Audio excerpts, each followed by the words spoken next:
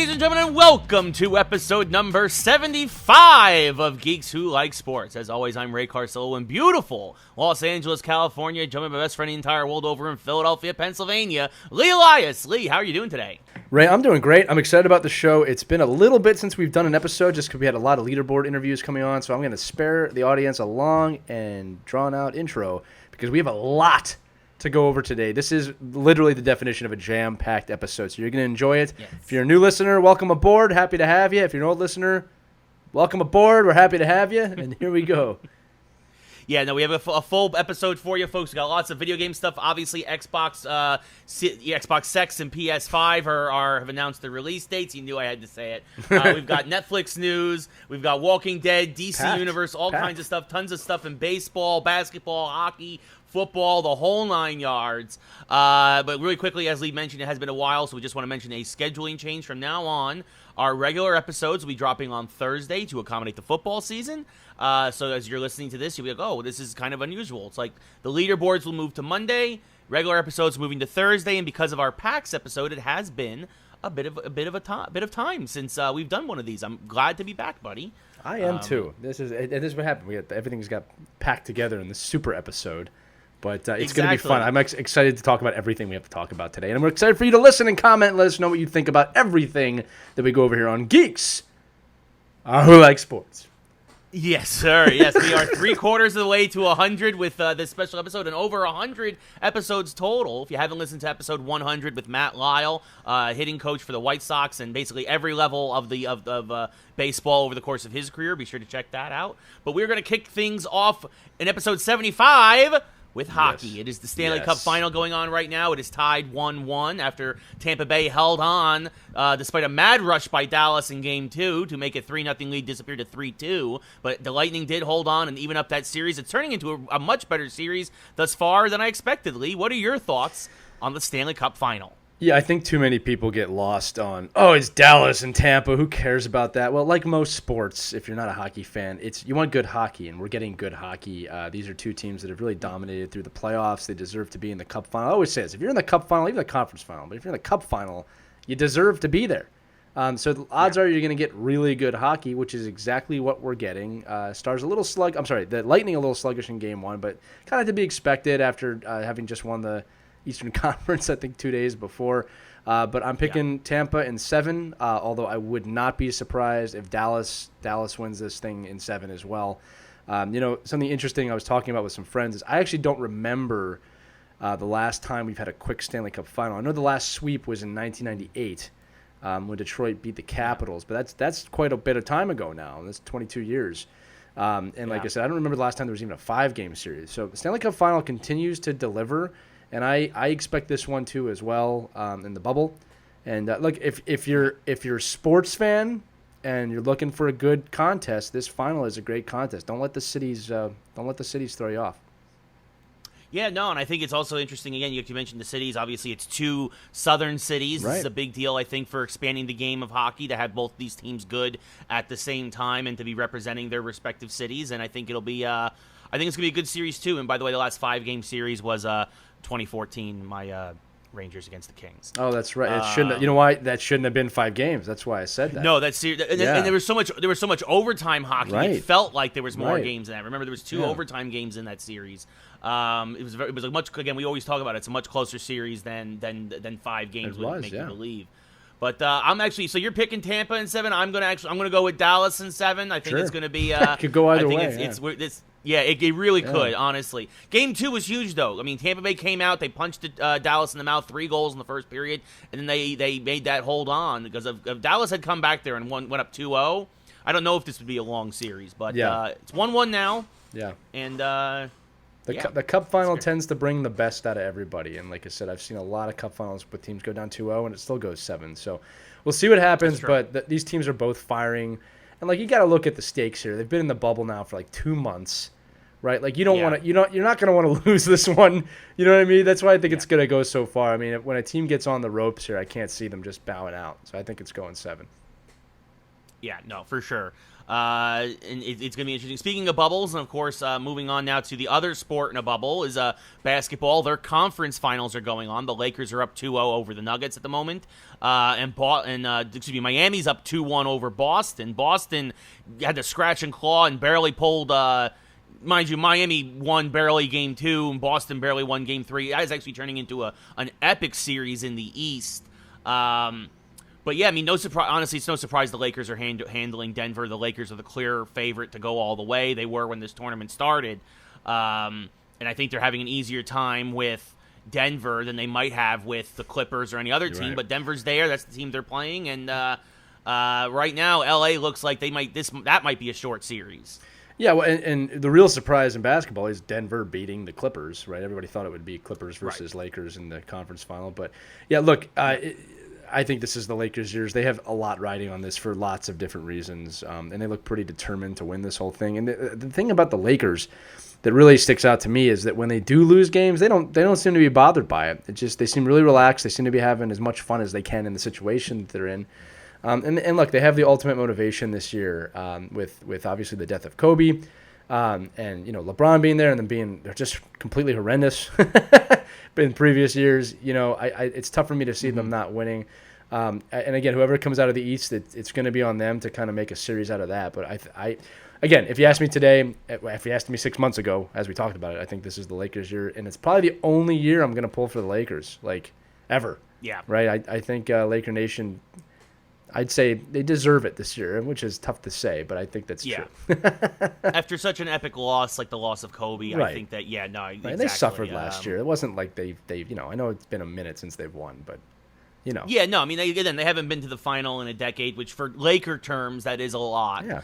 But it would be interesting You're a Yankee to see if fan, you would understand. No, exactly. I told that to somebody today. Like, somebody on my TikTok was like, well, the Giants just won a Super Bowl 8 years ago. And I'm like, yeah. And in New York terms, that's a lot. That's a lot. Yeah. Yeah. So, exactly. So, I had to, exactly. Is that the last New York team to win? Yeah. Wow. Yeah, it was the Giants in 2011. So New York is in a little bit of a slump then. That's not normal for New York. Yeah. It's usually every 3 years. Yeah, Yankees haven't won since 2009. Yeah. Obviously, Rangers is 94. The Knicks is 1973. So, a bit of a wait there. So, again, New York, it's a baseball football town. Yeah, but you got to throw in the Mets and the Jets. And that's 86. The Devils. Jets is 67. The Devils... Yeah. Devils' last one was 03, against the Ducks. Yeah, so and the Islanders is 84, 84? 83, right? Yeah. 83, okay, yeah. So it's been a minute. Yeah, so it's been a while since New York has won anything. So, it is a lot for us. But and LA might be a double champion. We'll get to that shortly with baseball as the Dodgers look to be on a roll, but we'll get to that shortly. I want to stick with basketball 1 second because Adam Silver came out today, and we talked about this earlier with how seasons might adjust with COVID and whatnot, and one person at the NBA league office said that they're looking to start the preseason for the next season December 1st. Adam Silver said it would more likely be like right after the new year. Mm-hmm. But either way, you look to have, and we've talked about this, and I'm sure basketball, they're the first to announce it, but I'm sure every sport is considering this, a shortened 2020-2021 season to get things back on track. So that's what it looks like it's going to be with the NBA. They're talking probably about like a 50, 60 game season, and then a playoffs that would probably end in July, and that would kind of get them start backing on track for next year. Lee, any thoughts on this announcement from Adam Silver in the NBA front office? Yeah, there's two sides to this. One is that I'm personally completely okay with a shortened season. That's just the times, right? That's just the situation we're in. That's the pandemic world. Yeah. As long as there are sports, we got a bonus to get the end of this season, and I think that sports fans need to be able to concede that and say, okay, yeah, we need to move on. When it comes to the break, I think a lot of people are forgetting that there's probably going to be some major negotiations going on between the end of this season and next. You have a lot of problems, okay? There's no revenue coming in, really. So you have to have this conversation of, the NHL, the salary cap's going to drop dramatically. There's a lot of things that are going to go on the business side that they have to go over. And I've said this before too, Ray. There's no way they can bubble a full regular season. And that's something that no one is talking about. So if COVID hasn't subsided a bit, and the more time, the better for sports leagues, they might not be able to have a season at all. And again, that's something no one's talking about. All right, baseball and football have already had problems, whether it's coronavirus getting into the locker room or massive injuries, which we're going to talk about. So Yes. You have to do this right. The spread's going to have to be low, and these leagues are probably already planning. Okay, if we're going to have 30 to 32 arenas to travel to, how are we going to do this safely? Does every team need their own private jet? It's all costs money. So there is a major business financial side to this that I think personally, if I was a commissioner or an owner or even a GM, I could use an extra month. And here's the thing. The last thing is, I don't feel like we need to. This is me personally. This is kind of the coach and the athlete in me talking. You just put these guys through a bubble situation. Let them have the holidays with their family. There's no need to take them away from that right now. They need the break too. And I just think there's a civil way to do this without having to make it about the bottom line right away. I think everybody wins if they wait till after the New Year. That'd be a nice little New Year's present. January 2nd, the leagues come back, all of them. That'd be great. I wouldn't mind that at all. Yeah. We could all use a break. Well, and I think that's why Adam Silver corrected the initial report, saying that he's looking more towards January instead, because NBA final will end first week of October. If the season comes back first week of January, that's your standard 3-month break between the end of the season and the start of the new season. Yeah, there's plenty going on during that break. There's plenty going on. And there's also an election. We haven't even talked about that. There's a national election about to happen. So yes, we're going to need some time. Recording it, by the way, today is National Register to Vote Day, which I'm sure Lee and I both agree. Of course. If you haven't registered to vote yet, you should do so, and you should plan to vote on November 3rd. This is all I'll say is if you speak up, then you must vote. If you don't vote and don't say anything, I'm fine with that too. But you can't not vote and talk. That's hypocritical beyond belief. Yeah, no, exactly. Look, it may require goggles, a mask, gloves, and everything else if you're going to vote in person. Yeah. Exactly. Don't complain and not vote. That's just lame. Yes, exactly.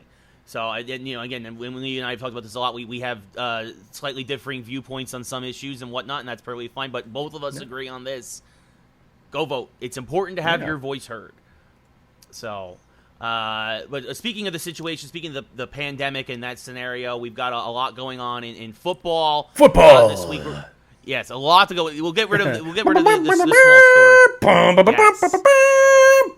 This is actually our first time talking about football since it started. I'm excited about it. That's right. Yeah, we actually have 2 weeks of football to go over. One of the first stories, actually enough, is that so the league has thus far fined players and coaches almost $2 million for not adhering to COVID guidelines, including Sean Payton, coach of the Saints, Pete Carroll, coach of the Seahawks, and John Gruden, coach of the Raiders. Gruden's excuse, of course, I already had COVID, and it's yep, and we don't know if you can get it again, so wear your damn mask. So that's been going on as the league is trying to take this as serious as possible. Actually, it was just reported today that in their 36,000 tests of players, personnel, owners, and everyone else that came back, only five had COVID.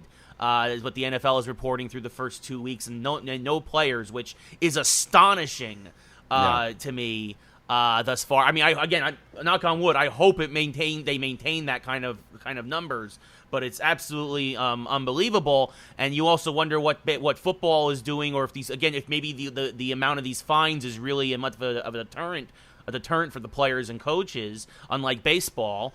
Morons. We'll get to that in a bit, but so it's just interesting to see what football is doing with that. Lee, any thoughts on these fines and how the league is handling this situation this far? I go back and forth on it. Part of me thinks it's a little ridiculous if these guys are bubbled together, but then I remember they're not really bubbled, are they? They can kind of go out if they need to go out. So I do get it on that level. I mean, football is learning a lot from baseball and what not to do and trying to, figure it out as they go along. I don't know. I go back and forth on it. I mean, masks are important. At the same time, it's you look at the NHL, who has had 0 cases throughout the entire bubble, something that is not spoken about enough nationally. I have to say that because they have totally nailed how to do this. But then you got guys in the bubble wearing a mask during the game, and I'm like, well, what are you wearing? Why are you wearing a mask if you guys are all bubbled together? But look, this is not so much to each their own. But it's kind of one of those things of all right, do what you will. You're going to get fined. I mean, That's a Gruden type personality. You know what I mean? So Yeah. And Peyton for that matter. So we'll see where it goes. I mean, again, the NFL is also dealing with a major political, social situation here. That is a valid situation that they're I'll just say they're juggling it. I don't want to say they're doing a good job or a bad job because, depending on where you sit on that issue, you think they're doing a great job or a horrible job. Right. This is just another microscopic thing that we can pick apart. And I'll be honest with you, like, I just want to pick apart the football. That I'm not ignoring the other stuff. I'm not saying just play football. I'm just saying that's what I want to talk about is the football side of things. For sure. I mean, and we can get into it. I mean, it's been interesting. Some places have been letting fans in. Cleveland, Kansas City, I believe Miami. Yeah. Others, of course, have not. It's been interesting to see how different cities and different teams and whatnot have been reacting to this. But at least thus far, so good. Well, okay. Well, at least in terms of that, I am going to pivot to this. I don't, Ray. I'm sorry if you're going to bring this up later, but I want to say this: that we're learning here. So one of the big mistakes that is clear already about the NFL is this: the no preseason is taking its toll. With the massive amounts of injuries that are happening. And now we know why preseason, or at least some of a preseason, is very important. Yeah. Because these guys do not go full speed right away, and they warm up to it. And we've just had so many injuries across the league. I mean, and like some team seasons are probably over now because of it. I mean, Dallas is in hell because of it. I think it looks. I mean, I know they had a miracle win. All right, but I'm saying like. The Eagles' offensive line is gone. I mean, that's one of those things. It's like, oh, okay, what was going to happen if this didn't go this way? So, again, I can't blame the NFL fully for this. It's just that's what happens. I was surprised they didn't have any preseason. I think that was a mistake. They should have done something. Yeah, no, I mean, considering they already delayed the season by a week. Yeah, if it was one game. I think they delayed the season by a week. I think it would have been great if they could have gotten a warm up there with some of the players for a game or two. I think that it was. There's just no way they go full out in scrimmage. There's just no way. Just to say, name some of the guys. Drew Lock, quarterback for the Broncos, busted his shoulder. He's out for 6 weeks. You've got Bosa in San Francisco, and Garoppolo got hurt, and George Kittle got hurt. Saquon Barkley, obviously, with the Giants. We got a giant rant coming up. Trust me, folks, it's going to be for the ages. Yes, I can't wait for that. But I mean, Ray Rants are back. It's people. Been. Yeah, the Ray Rants are back. I've been cooking for 2 weeks, folks. We're ready to pop. It's been, I mean, it's just injuries across the board for all different teams. Shame. Yeah. And it's big names, man. It's big names. Yeah. Huge names. These are the marquee names. These are the names you tune in to watch. You're playing fantasy, you're screwed. Oh man. Doesn't matter who you are. You lost somebody. Could you mention if Jimmy G and Saquon Barkley was your quarterback and running back? You're done. Your season's That's your year. over. Your season's over. Yeah, exactly. Your buy-in is gone. That was a donation to the champion, dude. You are out. Like after 2 weeks, like it is rough. But like, I mean, speaking of 2 weeks, we should talk about actual football. We got some interesting stories. We got some interesting things going on. The Bears are probably the weakest 2-0 team I've ever seen. But they are 2-0. They found ways to win. They beat the terrible Detroit Lions and the terrible New York Giants. The Chiefs pull out victory from the jaws of defeat as Herbert makes his first start in San Diego. You could have used very Claus well there for a too. Rookie. Yeah, Claus. You could have made up your no thing. The jaws is the right thing, but Claus would have worked. I'm just saying, just helping you out. Yeah, thank you. It's all good. But wait, who'd they play? Who'd they play? We can decide this right now. Oh, the Ravens no, not the Ravens. No, they played the Texans. No, they play the Ravens on Monday Night Football. That's what I was thinking of. That's 3. They played the Texans and the Chargers. Those are the 2 teams they played. All right, yeah, okay. Claws or jaws worked. Sorry for that side note. Back to your regular scheduled program. Wait, we have a few 2-0 teams. Washington knocked off Philly in Week 1. We have a few 0-2 teams. Dallas should have been 0-2, but they're 1-1 after a miraculous comeback against Atlanta, who just cannot seem to hold on to a 20-point lead, no matter what that franchise does. And I think their head coach is going to be on the hot seat. Yeah, they had exactly. They had 2 20-point leads and they lost both of them, and it was just.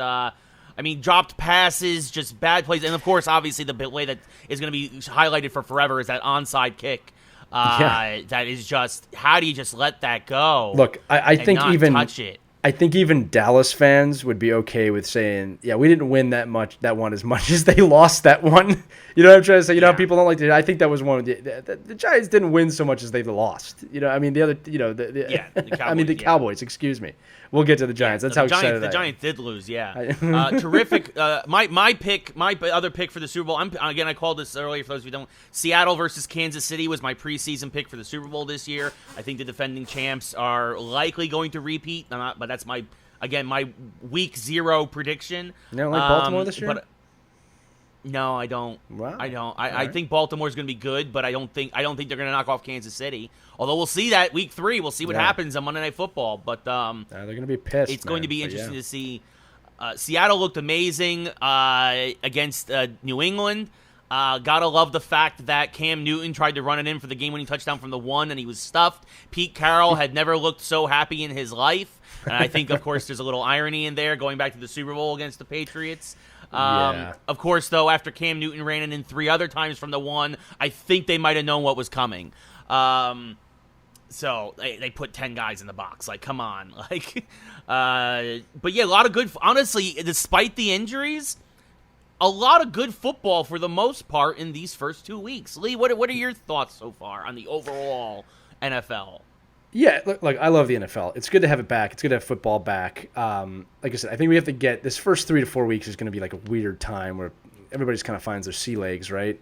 And it's like I said, the football's fun to watch. It feels like the NFL. Like the no fans thing is not bothering me at all. In fact, of all the sports, this one feels the same without the fans. You know what I mean? It might be because the way the cameras are shot, or the crowd noise that they're pumping in. In fact, I was going to say the Philadelphia, they were home this week, and there's a lot of booing within the crowd noise. I mean, I felt like it was an Eagles game because they were booing the Eagles, and I was like, wow, this is amazing. But you know, I do want to tap on the NFC least, a division that looks like it's going to have a horrible year with your first place Washington football team, who are 1-1 with the Dallas Cowboys. But it's an open division right now. Just really quick on the Eagles. It's my team. Everybody, if you're new to this, I'm a Philadelphia Eagles fan. It's been a weird couple weeks. I mean, the first week our almost entire offensive line went down, and we blew a huge lead to Washington, and they deserved to win that. They won that game. And then last week, it just couldn't click on anything. Every time we got some momentum, the ball was thrown for an interception. Everybody likes to pile on Carson Wentz, which I don't like to do. It's a full team sport. Our defense didn't do their job. Wentz could play a lot better, but I'm not putting everything on him. I hate when people put everything on the quarterback. It's not just one player. I mean, again, going back to week 1, if you lose your offensive line, it doesn't matter if your quarterback is Tom Brady in his prime. You're not going to win that game if your O-line is not firing correctly, right? So the Eagles are 0-2, but it's a long season, and that's kind of how I'm looking at it. And with our division, Ray, I mean, anyone can win, honestly, even the Giants. Now, are you ready to talk about the Giants? Because I kind of want to set this up a little bit. Yeah, I'm ready to go. All right. So for those of you listening to the show for the first time, or maybe some people that have listened to the show for a long time, every week we have something called a Ray Rant. Okay, so Ray's football team hasn't been good in a long time, which makes me very happy as an Eagles fan, but it doesn't make me happy as Ray's friend because Ray loves the Giants. So to prepare for this, because I'm not going to get a word in, Ray, I've taken this to the next level this year. So I just would like you to describe to the fans at home what I'm doing right now. So Lee is popping over a nice Sam Adams lager. Yeah, it's Sam 76. So it is truly football season, folks, as he is going to he's got some pretzel chips. He is good to go. He's got his beer and chips. When Ray rants, I'm ready to go. So I'm gonna put my microphone on mute for a minute, but for those of you watching the episode, you'll get to see my reactions. But I'm gonna tee off here, Ray. Ray, how about them 0-2 Giants? So let's talk about Danny Jones out of Duke, a.k.a., as I like to call him, not Daniel Dimes, which is the stupidest freaking nickname ever because he doesn't throw any freaking... He's Danny Dumpster Fire. That's what his name is. Because every time he touches the ball, you know he's going to turn it over. Do you know that Daniel Jones averages 2 turnovers a game? And guess what? He did it again this week. He did it again week 1. And in fact, if you take away those 2 turnovers in both those games, the Giants could very easily be 2-0. 10 points for Pittsburgh when it came off the 2 giant turnovers, including an interception when the Giants were on the 4-yard line. Why are you trying to pass with Saquon Barkley when you're on the 4-yard line? And don't give me, well, he had only like 6 yards at that point. It doesn't matter. You pound the rock until you get into the end zone. That's Giants football. None of this rinky-dink Jason Garrett garbage. Oh, and then, by the way, 2 turnovers against the Bears led to 14 points. Man, that would have been nice not to have given them, considering we lost by 4. We lost by 4.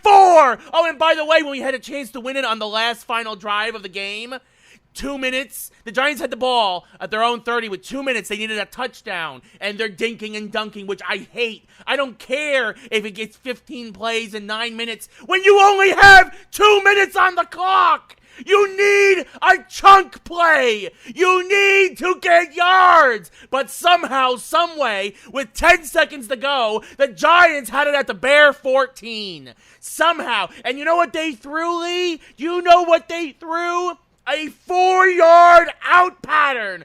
4 yards when you need 14. Are you kidding me? Which then, of course, set up the ball at the 10-yard line with 5 seconds left, and they make one weak pass attempt to the end zone, and the Giants lose. Instead of taking 2 shots from the end zone at the 14, or maybe 3 from the 20. By the way, Daniel Jones, newsflash, when it's 2nd and 10 and a minute to go, maybe don't scramble for 2 worthless yards. Maybe just throw the damn ball away. You moron! What did they teach you down there in Duke? Clearly nothing, you dumbass! You worthless piece of trash! And that's why you are Danny Dumpster Fire until further notice. The Giants are terrible. Take for Trevor starts now. Trevor Lawrence, 0-16. Here we go. Woo! Jesus Christ. Wow, Ray, that was well put. My favorite part was after week 1. When we were talking about when they should have given the ball to Saquon Barkley, because I'm a big believer of when you get down to the red zone, you give the ball to your running back. And I go, man, who's your offensive coordinator? And Ray, you said, Jason Garrett from Dallas. Oh, my God. Well, that was a disastrous first couple weeks for the Giants. Daniel Jones, as an outsider, not at all earning the starting QB title. So far, it looks like a horrendous move for the Giants, and there's not much there that's looking like it's going to be promising. But we'll see what happens. I do always say that there is a redemption factor, but there's not much coming out of there. Kid hasn't had a super fair shot, but our offensive line is in shambles. Well, here's the thing. Fair. This is what I was going to say. For sure. He hasn't had a super fair shot as a quarterback. We just said that. But the play calling, some of the decision-making – a lot of the decision-making. The fumbles are on him. Yeah. The picks are on him. Like, yeah, like I've said this before. I've coached football. I love football. When you get to the whatever in goal, and you have a Saquon Barkley, you have a beast mode, you have anything like that, give them the ball. I don't care if everybody knows that they're going to get the ball. That's what they're there for. You got to take a shot with them. Yeah. At least, I mean, look, if it's 4th down and you've tried it a couple times, I get it. I do get it at that point, even though it's still right, for sure. All right, but it's like I don't know what the hell that is. I don't. I from my position, and again, coaches would disagree with me on this in football, but I'm just saying my thoughts here is when you have a player built for that situation, don't take the ball out of their hands. Right? Like to me, that's not a coach's place to shine on offense. It is on defense, but it's not a coach's place to shine. In that situation, it's the player's place to shine. You take the ball out of his hands. Saquon Barkley, now you don't have him. So now it's not even an option unless now it doesn't matter. Now I understand the pass because Deion Lewis ain't that kind of back. You are New York, which dictates that you might find some diamond in the rough that does amazing. But they just signed Devontae Freeman, formerly of the Falcons, but he's on the downcline. He's on the decline. Some of the decision making is just incredible, right? And then, like you said, the 2 turnovers a game is unforgivable. And that's got nothing to do with the offensive line. You might say he's rushed. Again, you can't do it. I mean, in week 1, he threw it right to Bosa on the defensive line. He threw it right to him. Yeah. Like, it's just, and then again. I saw that play, yeah. And so, listen, this is what I'll say to our audience. If you've enjoyed this week's Ray Rant, which is double packed from week 1 and 2, stay tuned for every week. to hear another Ray rant about the Giants. And if they win, come back. And it's more just Ray.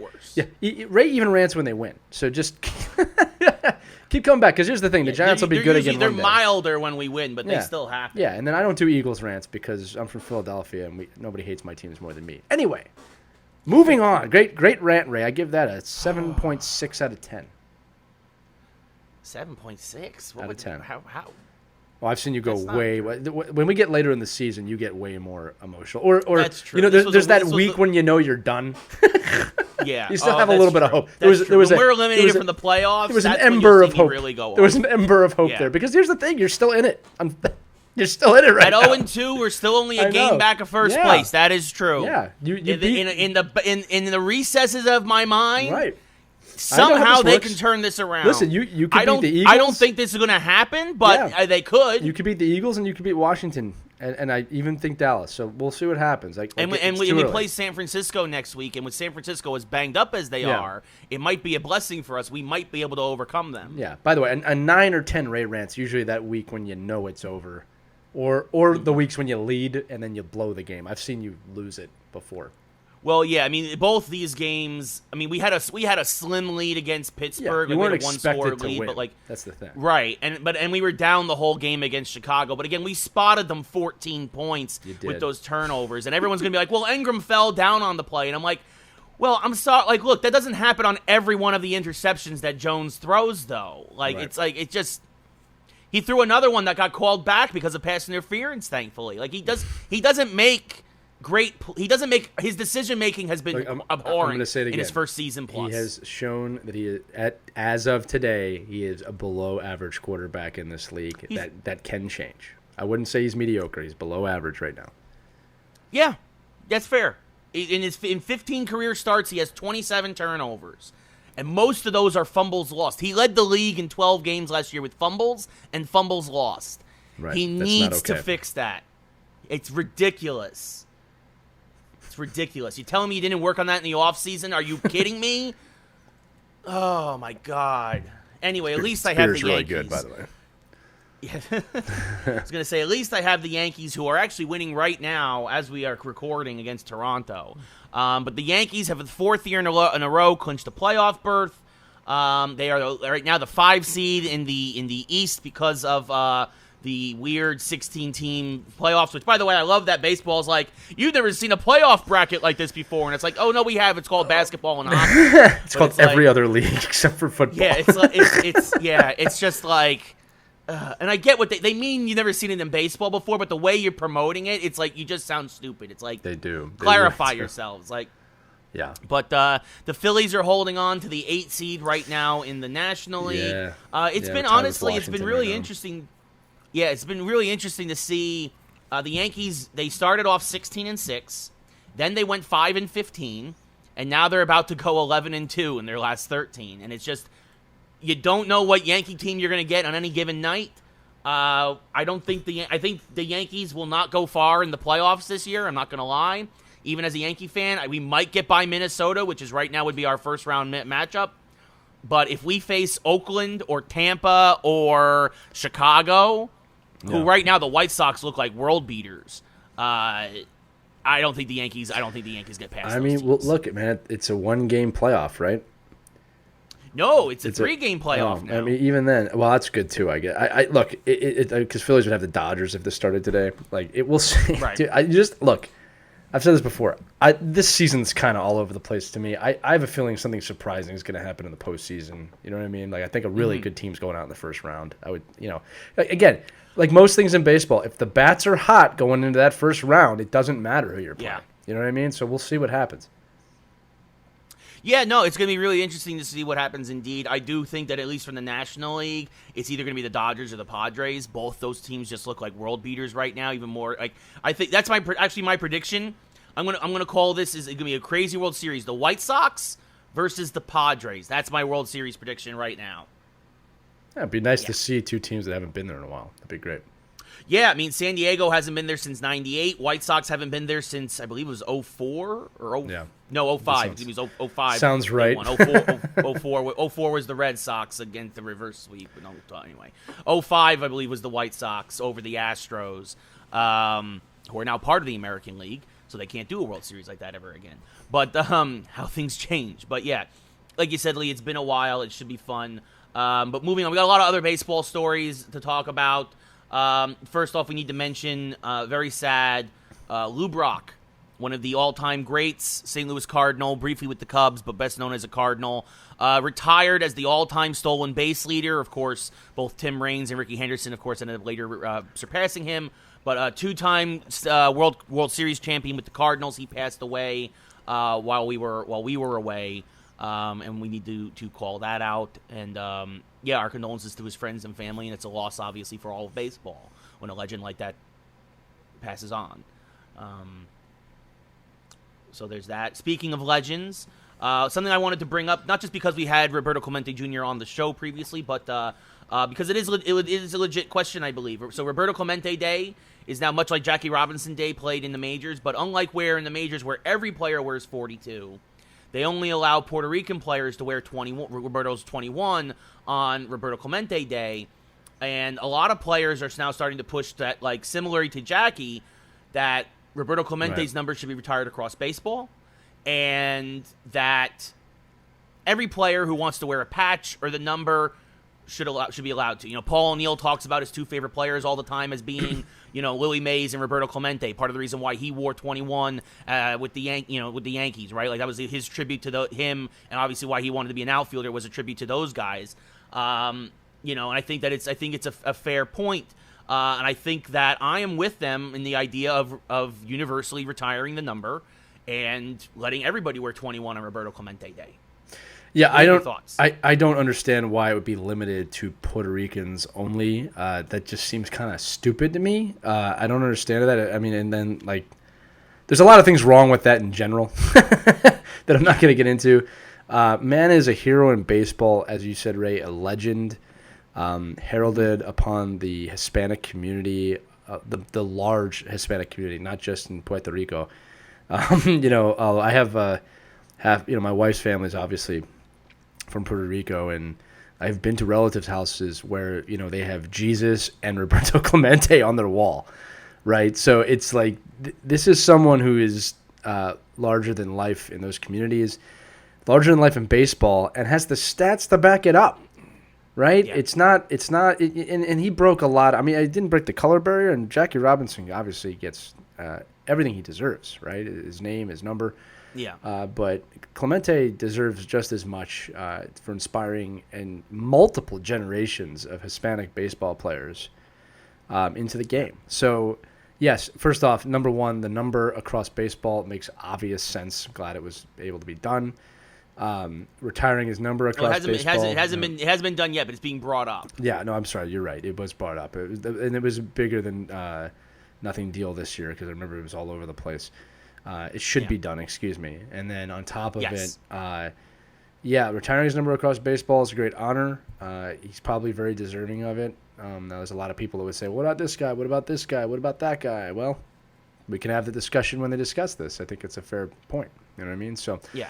Very good to see this movement pushing forward for one of the greatest baseball players in the history of Major League Baseball. Yeah. No, for sure. For sure.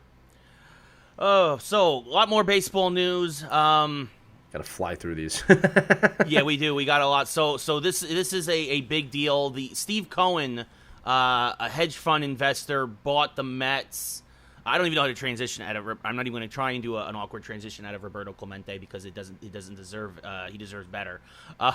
Steve Cohen, a hedge fund investor, has bought the Mets. This is great for Mets fans because they have an owner who might actually care and might know something about baseball that isn't the Wilpons. Maybe.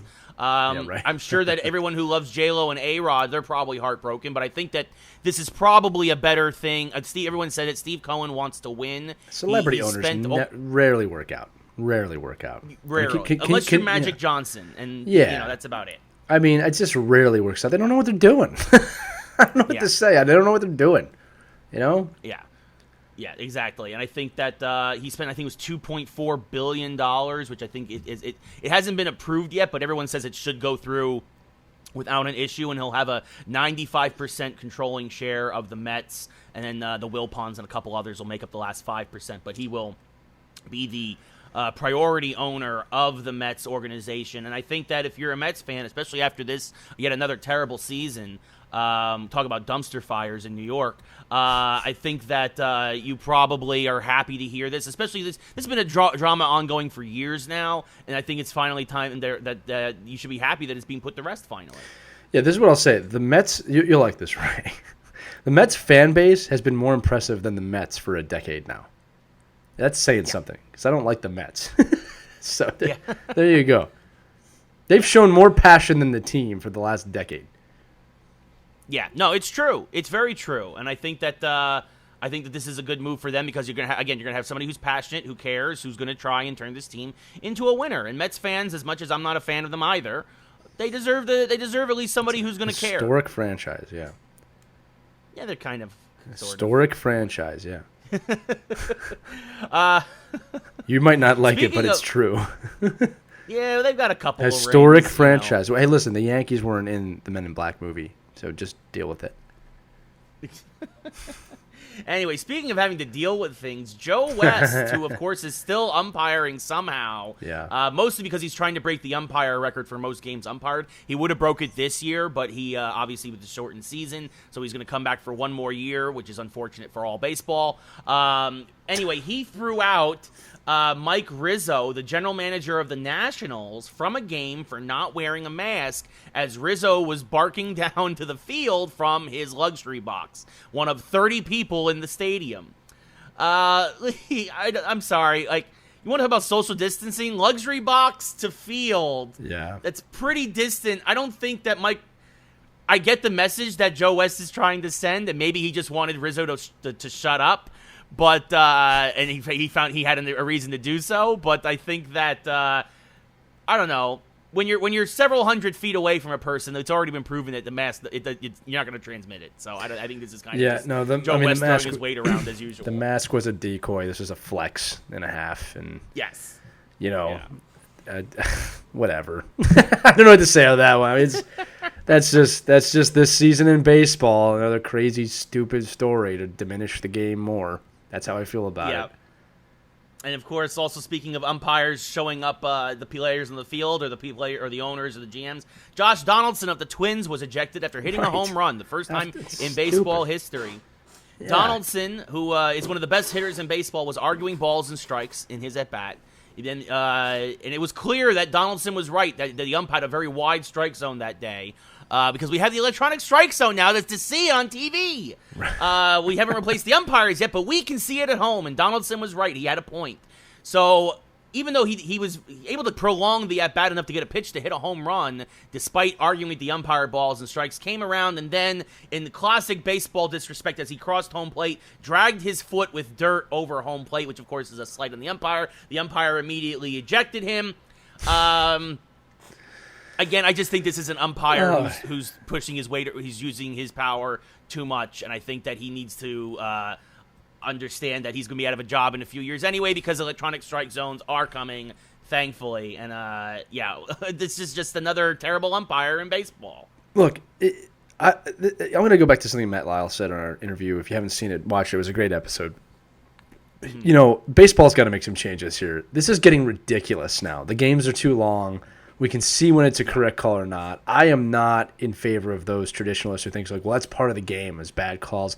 Not anymore, guys. 50 years ago maybe, not anymore. These pitchers are pinpoint accurate.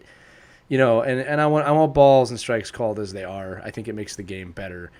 And it's just like, how ridiculous does this season need to get? Now, with that said, kicking dirt over the plate, yes, it's ejectable. It's silly. This is also silly. Like, the whole thing is silly. Yeah. Like, all I can hear while watching baseball, that's all I hear. It's like, what are we doing here? Yeah. Like, these stories are getting more time than the baseball. There is no integrity on this regular season, and I will repeat this. I pray, I really mean this, that the postseason is great. Because this regular season is it's horrible. I don't even watch it, Ray. I don't watch it. Yeah. Like, I just kind of stick by my gun. I'm not like protesting. I don't want to watch it. So I'll watch the postseason, and that's it. I have no interest in baseball this year, the way this is being run. It's horrible. And if they not figure this out, how to make some changes after this year, I don't know what to say. Like, I've had enough. There's no way the sport survives another 20 years in its current form. There's no way. Oh, I don't know if it survives 10 years, honestly. I'm just being optimistic. Rob Manfred needs to go. He needs to go. He's a terrible I'm surprised he's still there. Again, this if you ever seen those cartoons where, like, you know, the funny character hits a tree and hits every branch on the way down, that is this season. And I am not a fan. I'm just being honest. If you love baseball, good for you. I mean that. Like, it's just not for me this year. Yeah. Speaking of guys who are, speaking of baseball guys who just aren't for me, it's you got to say it, Ray. You're gonna have to say it. Credit where it's due.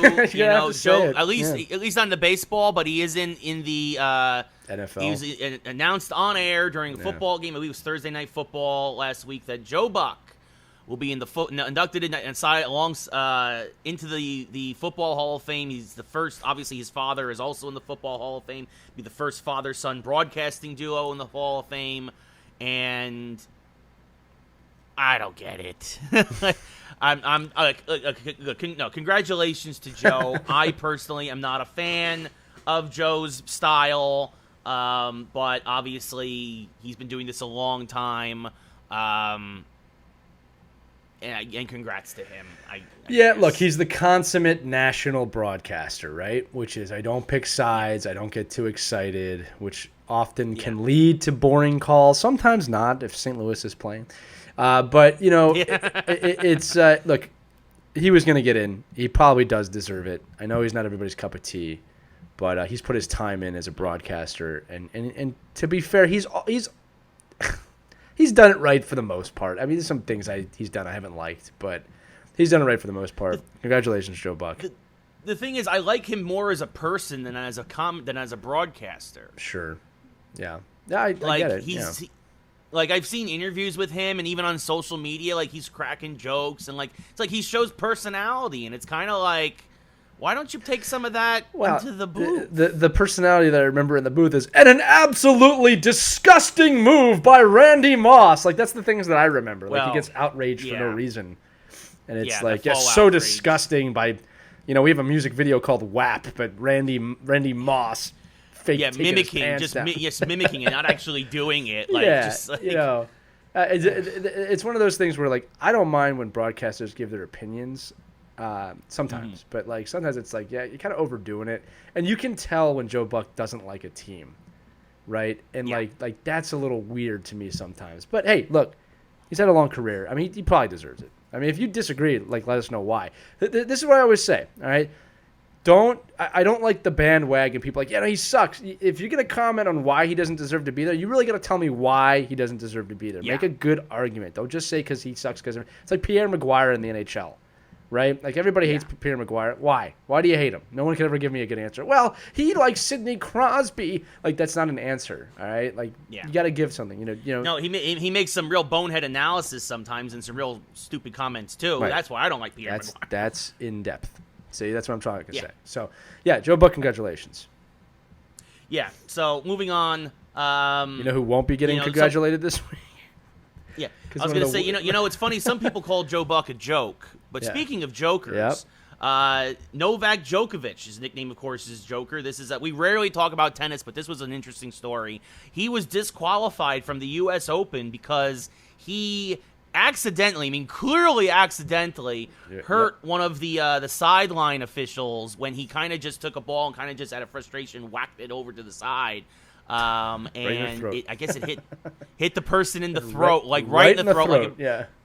The most fluky play ever, and because of that, that's an automatic disqualification. Her throat happened to be there. He was and he realized as soon as he let go, like, the ball hit his racket and went towards her. You could see the look on his face, like, no. Like, it was like he didn't know she was there. There was obviously no intent. Even the officials said afterwards it was clear it was an accident. But by the rules of the game, we have to immediately disqualify him. So, one of the best tennis players in the world, bye-bye. Look, this is how I feel about this one. It's tennis is like golf with the rules, right? They don't bend the rules for things like that. Now they may change this rule in the future, but they played that as the rules stated. And to be fair to Djokovic, I mean he just kind of, I mean, he was very upset, but he nodded. He didn't make a scene. Yep. Like some tennis players do, and he left. He shook the guy's hand and he left. I mean, it's devastating for the sport because, you know, you're losing one of the best in the world, obviously, and he won't be able to compete. Right. And tennis doesn't want that. They want it to be perfect. You know what I mean? They want it to be the best competition possible. But it's not a ridiculous rule. But I mean, it's not. When you look at the rule on paper, it makes sense. But right. Yeah, this was a little clearly intent though. Yeah, it should play into that, right? I mean, I don't know if I've ever seen a tennis player purposely hit someone in the throat before. I'll tell you what, the optics didn't. The optics didn't help. This is a picture of the woman he hit. Just like with this, like she got cut off in traffic look. Yeah, and she's okay, by the way, everybody. I'm not trying to make fun of this woman, but it was just like nothing played well for Djokovic here. Nothing. I mean, he'll be back. It's a shame. I mean, we've seen this with Serena Williams.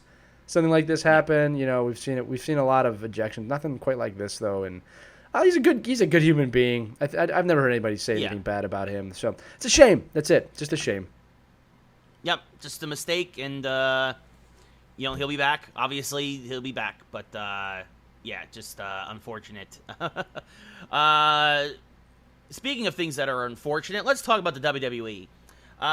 Vince McMahon is old, right? He's look. We owe a lot to Vince McMahon in terms of modern professional wrestling, but it is clear that he is starting to lose his touch with everything going on. Yep. And I get it. It's a very old and antiquated rule. Like, I remember seeing an interview with John Cena and Howard Stern, where even though John Cena's real birth name is John Cena, the character of John Cena is owned by Vince McMahon. Right. And he owns all, and he owns everybody. He owns Triple H. He doesn't own Paul Levesque. He owns Triple H. He owns, name a wrestler. He owns that gimmick. That's his creative property, his IP, if you will.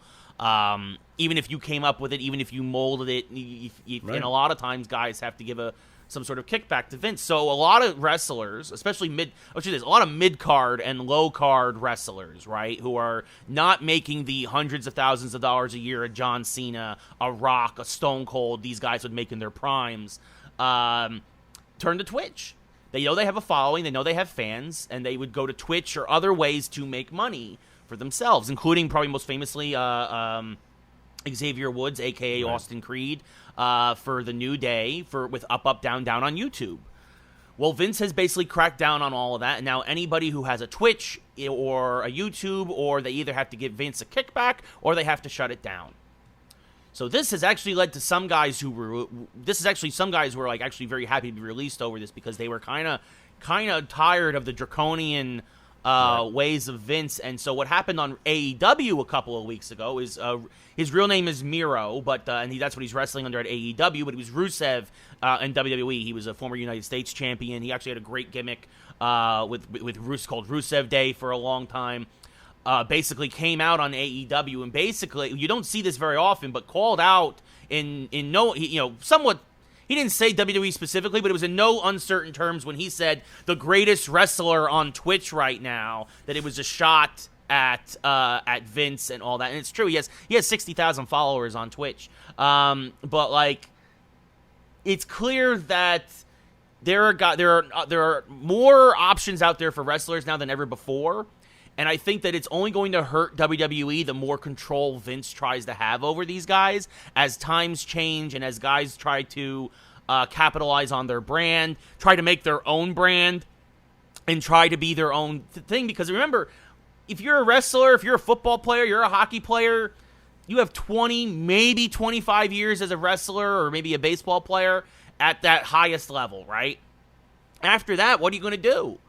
If you're not the best, if you're a mid-card guy like Rusev, right, a United States champion, but never a world heavyweight contender, really, like never like that top bill guy, you got to have something else going, right? So this is interesting. I wonder if more wrestlers are going to depart. Lee, what are your thoughts on the WWE and AEW in this situation? Yeah, it's interesting on this because Gary Vaynerchuk and Ray, I think you even saw this video. You might have shared it with me too. Was saying this week about one of the biggest mistakes MLB ever made, Major League Baseball, was MLB BAM, and how they brought all optics, all videos, everything in house, off of YouTube, off of Twitter, everything. And what happened was they killed their own brand because the outreach didn't go there. And McMahon is doing the same thing. Now, from a business point of view, I understand that you want ownership over everything. I actually do understand that as a business owner. But what I'm trying to say is that there is value in not owning but interacting. So instead of shutting down stations, give them the best possible means to succeed. Have them, work together with you in a way that helps them grow because it helps your brand grow. So I agree with you, Ray. This is a completely out-of-touch business move from my point of view, and I hate to argue with Vince McMahon, who's one of the smartest business people alive, literally alive. All right, what he's done in business is far undervalued, in my opinion, in terms of global business strategy. But, I don't agree with this move. I think that it's going to hurt his ability to grow a younger audience, pretty much from 20 down right now, which is something they needed to do. And I think Twitch and TikTok and YouTube, obviously, all these external video means are the way to do that. This is how you connect to a new audience. And it's just completely oversighted by doing this. It'll be interesting to see if they remove this at some point when maybe McMahon's not in charge. But yeah, it's a mistake. It's a mistake in my mind. They could have worked with these wrestlers and really helped them to grow instead of trying to put the claws into everything. And like you said, Up, Up, Down, Down is a huge channel, huge gaming channel that I wouldn't want the WWE to do anything with. I don't want them to have any control over that. The channel is great. Xavier Woods is great because how authentic that channel is. I mean, and we saw him. We saw him at PAX last year. We were in front of him watching him do his panel, and it was just complete authenticity as a gamer, not as a wrestler, and we'll see where that goes, but I think it's a mistake. Yeah, no, I agree, and it's just very nearsighted of Vince, like you said, and I think that I'm sure I wouldn't be surprised if they change this in the future, but at least right now, it's a big deal, and it was very big for Miro to call that out in his promo, so it shows how much this. Come on, Ray, it's the '90s. Yeah.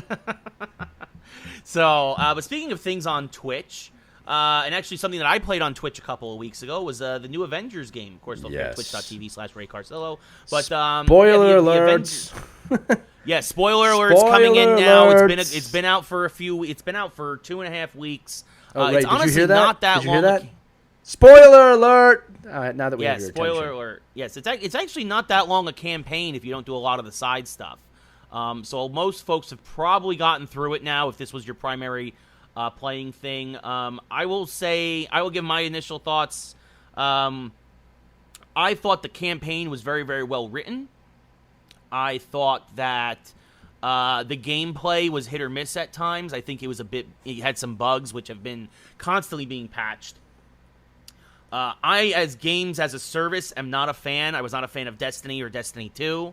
A lot of that post-game campaign stuff. Destiny also suffered for me because it didn't have like a true story. At least this has a story and a universe you could sink your teeth into. So I will come back to this when the free DLC releases. The first of which is coming in a few weeks with Kate Bishop, the female Hawkeye. But as of right now, the game feels a little incomplete. It's a little unbalanced in terms of what characters you use and how you level up, and the gear that you can get. And so unless you are one of those people who loves the grind, and I know there are people out there who do, if you love that post-game grind, this is a great game for you. If you don't, then this probably isn't going to... You're not going to feel, wholly...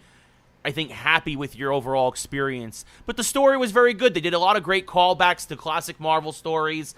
The ending basically sets up Ronan the Accuser coming at some point, which is they do a throwback to a classic Fantastic Four story at the end. They have MODOK in the game. This is another thing. I wish they had more bosses. I know they're going to add more, but having only Abomination, Taskmaster, and MODOK basically barely at launch. Having it's Taskmaster and Abomination.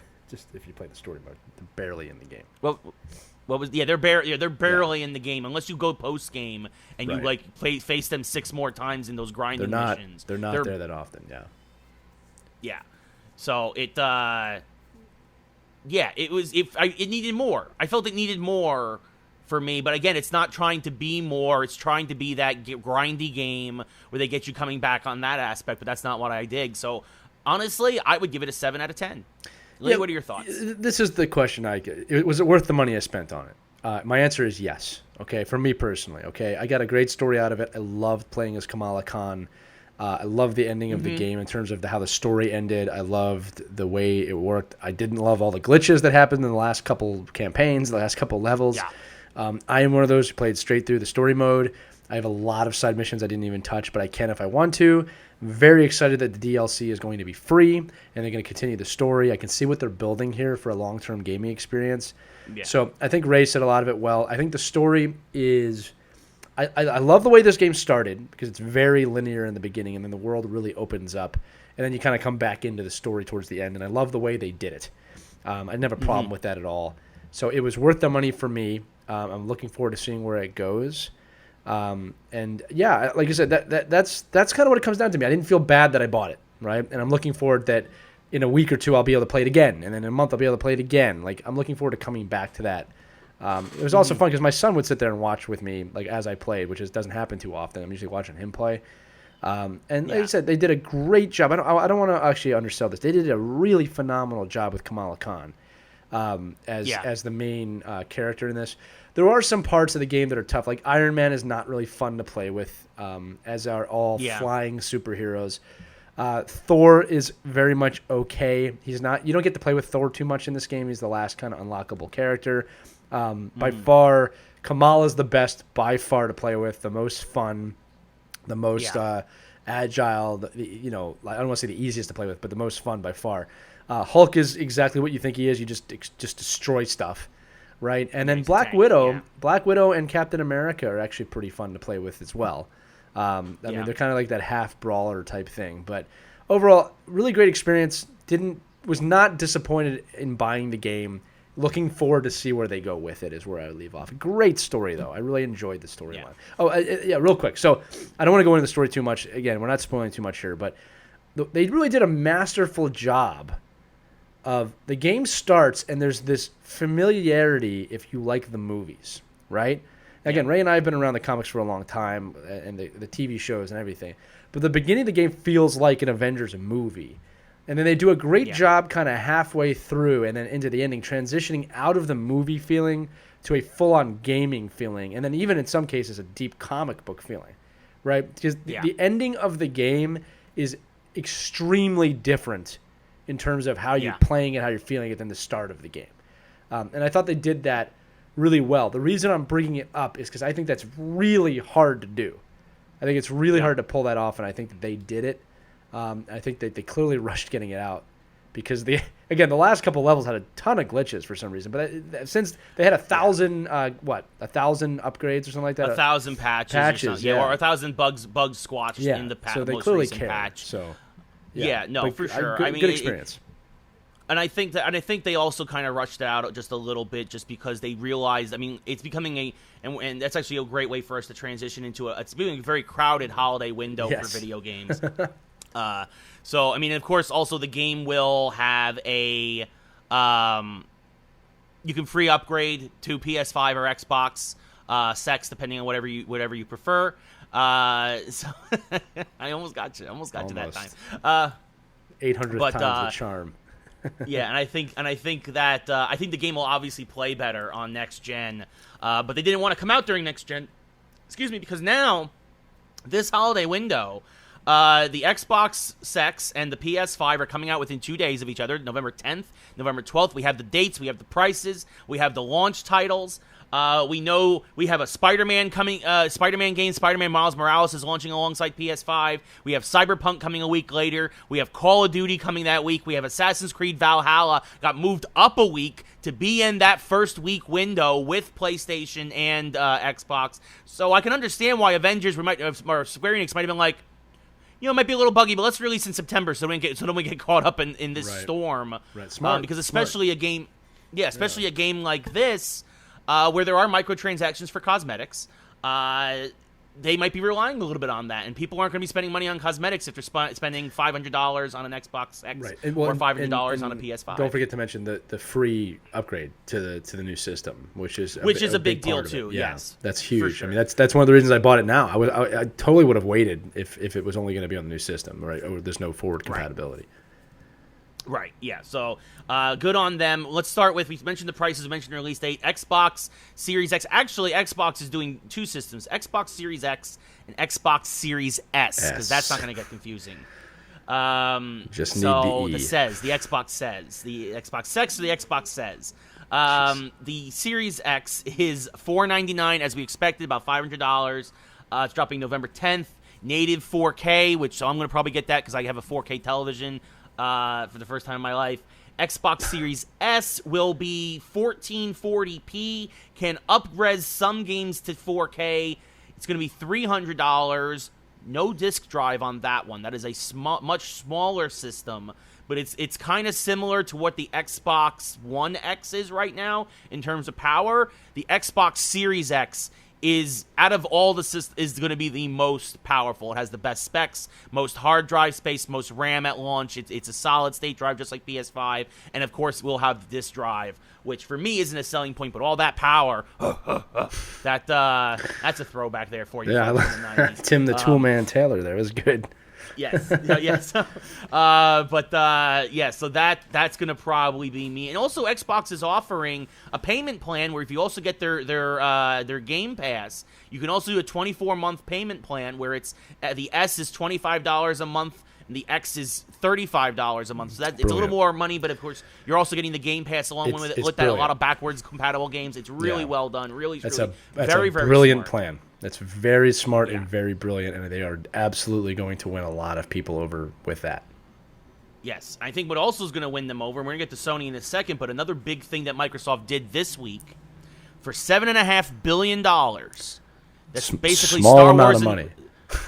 For basically Star Wars and Marvel combined when Disney bought them. Microsoft bought Bethesda. Now, for those of you who don't know, Bethesda is Doom, Fallout, Elder Scrolls, Prey, a lot of other great horrendous games, just horrible games that no one plays, but everyone plays. Everyone. This is, for people who are arguing what exclusives Microsoft would have, well, there you go, folks. If they decide to make Doom or Fallout or Elder Scrolls. Now, they've also said that they would look at a case-by-case basis. They did today, about putting these out in other systems or on basically PS5. Which, of course, I mean, Sony would just, friggin' grind their teeth as they know that every time they sell an Elder Scrolls on PS5, a kickback is going to Microsoft. It's a brilliant maneuver.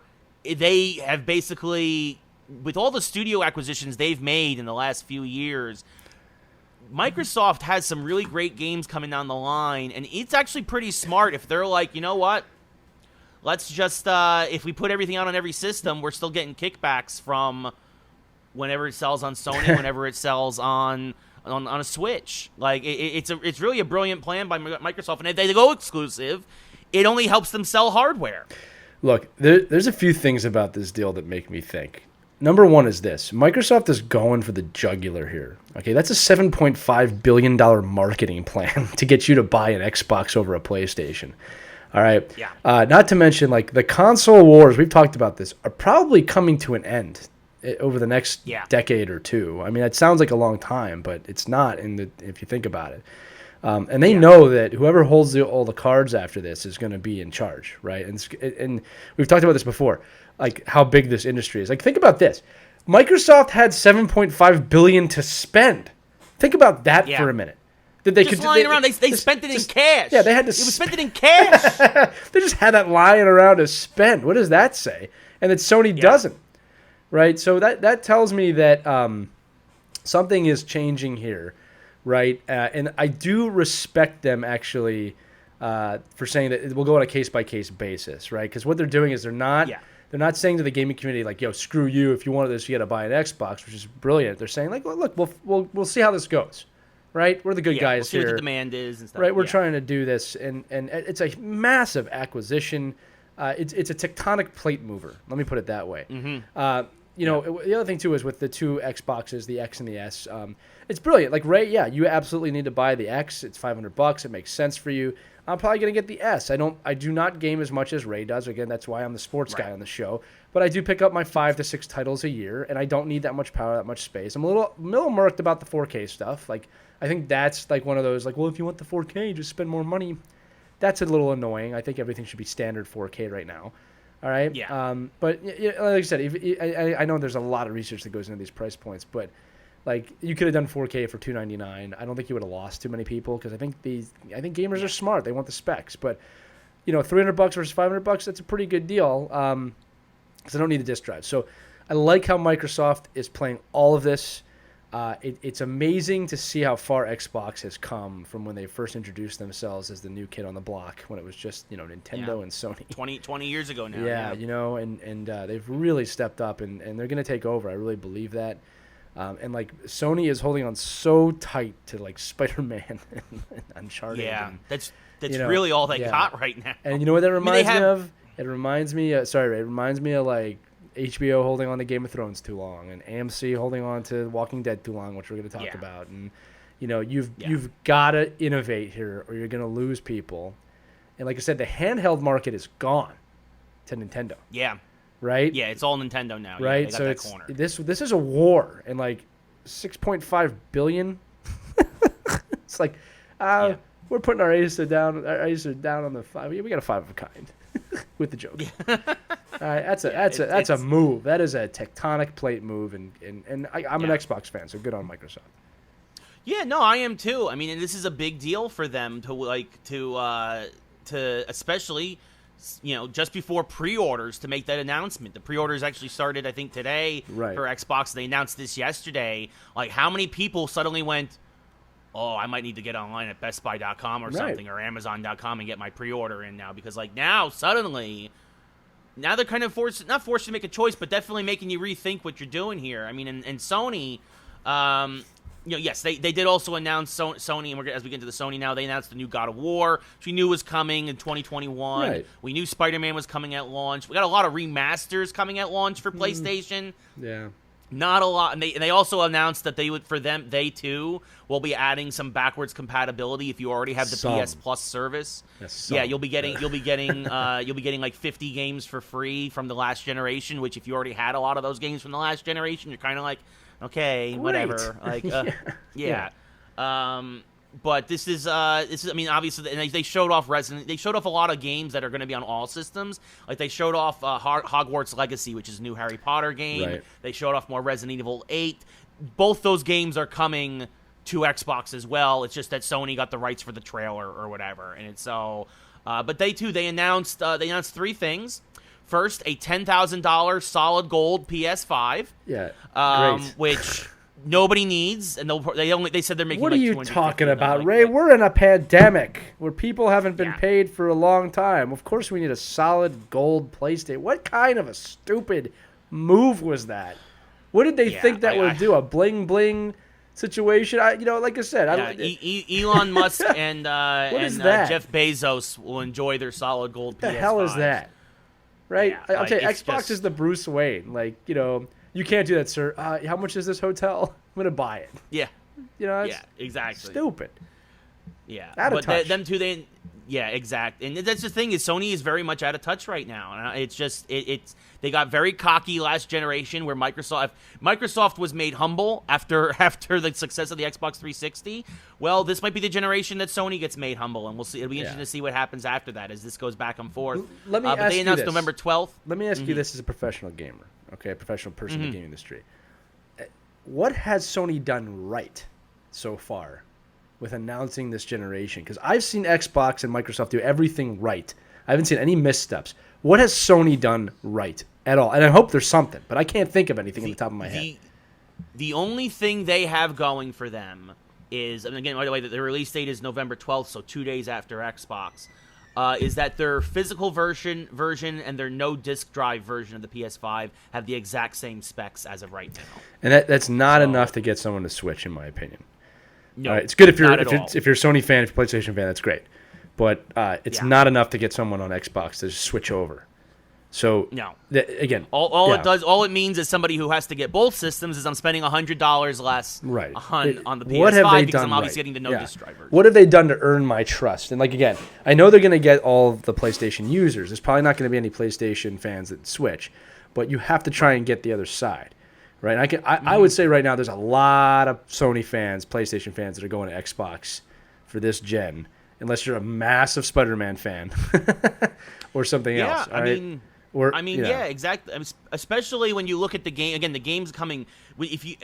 Valhalla, Call of Duty, Cyberpunk. Do you want to play that on the more powerful system or the less powerful system? I want to play it on the more powerful system. It's that simple. Bottom line. Also, by the way, for games like Call of Duty, Microsoft historically has much better netcode. That's why most multiplayer players, most professional players, if they're not playing on a PC, they're playing on an Xbox. I was just going to say that. It's better PlayStation might lose players to PC this generation because of this. Yeah. And like I said, they haven't exactly nailed this, in my opinion. It might be one of those situations where a year from now or 2 years from now they might gain some market share back, depending on what they release. But I'm not impressed with anything they've done so far. And that's why I asked her that. I could give you 10 things that Xbox has done right. You know what I mean? Yeah. But not Sony's dropping the ball here. If you're a PlayStation fan, let us know why you're excited. Comment, let us know. What are you excited about when it comes to PlayStation that should get me excited as an Xbox guy? I'm not against PlayStation.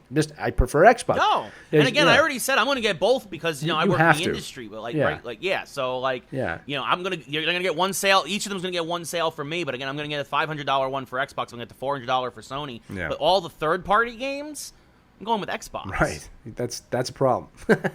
Yeah. So there you go. And we haven't been talking much about Nintendo. We did talk about them a couple of weeks ago. No, they had their time. Relatively quiet this week. They had their time. Yeah. But the one thing that kind of has been leaked now, which is interesting, this has been being mulled about for a while, as Netflix has shown they can do things with video games and video game properties, and just treat video games in general with respect, whether it's High Score or the Castlevania anime. It has been leaked that they are, and actually this is, again, there's been rumors that they've been working on a Legend of Zelda project. Nothing specific, whether it's a TV show or a movie, but now it has come out that Tom Holland, speaking of Spider-Man also, has been rumored to be playing Link. Whether that's a voice or whether it's a live-action show or whatever, but I really like this idea of Tom Holland as Link in The Legend of Zelda. Lee, what are your thoughts? I think it might be the first time we have Tom Holland use his actual accent in anything because he's always playing an American, even though he's English. I've got no problem with that. I mean, fits the space, fits the description probably of a Link. I'm excited to see that Zelda property is coming to television if it's done right. Ray, the question I have for you is that the only Zelda we've ever had on TV has been a cartoon, and it's been with Mario Brothers and very cartoony. Are we looking for a Game of Thrones level show? Are we looking for a more tween show or like an epic anime show? What would you like to see out of this? Well, excuse me, Lee. That's a throwback. Oh, it's beautiful. That Lee was referencing. Yes, I used that the other day. Like 2 people got it. I was proud of him. Yeah, yeah. But you know what? I would like an episodic show that. Not necessarily Game of Thrones level dark or like Witcher level dark. Another project, by the way, Netflix did justice for.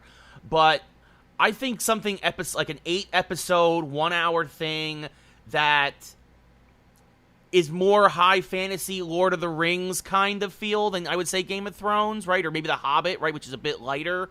I don't want it to be too dark. Right? To me, Legend of Zelda still has a lot of brightness. And again, the big question is, what Legend of Zelda are you going for? You're going for Breath of the Wild, Link to the Past, the originals? That's what I was going to say. So we know from the creators of Zelda that Zelda is a multiverse, for lack of a better word. All of the Zeldas take place at all the time, right? And that's one of the things is they justified that, I think about 5 years ago, 10 years ago maybe. Yeah, they admitted there's 3 timelines and multiple, different ones affect different ones. Yeah, exactly. Right? So like I'm wondering if they're going to tap into that. I don't think they will, just because it would confuse the new audience. But this is what I will say, is that the hero is only as strong as the villain. So whoever's playing Ganon better be good, and it better be funny. If I was just say, it would be funny if they got Robert Downey Jr. to play the bad guy in this, but one can dream. That probably won't happen. But look, like that's the truth, right? Like it's great that Tom Holland's playing Link, but whoever, and Zelda too, for that matter, right? Like, I was just about to say, like, whoever plays Ganon, or are they going to go Ganondorf? Yeah, where it's the red-haired Gerudo, or are they which I'm going to guess that's what they're going to do. Demon? I think they're going to do Ganondorf, well. but Ganon and Zelda have to be cast well too, and it has to be written well.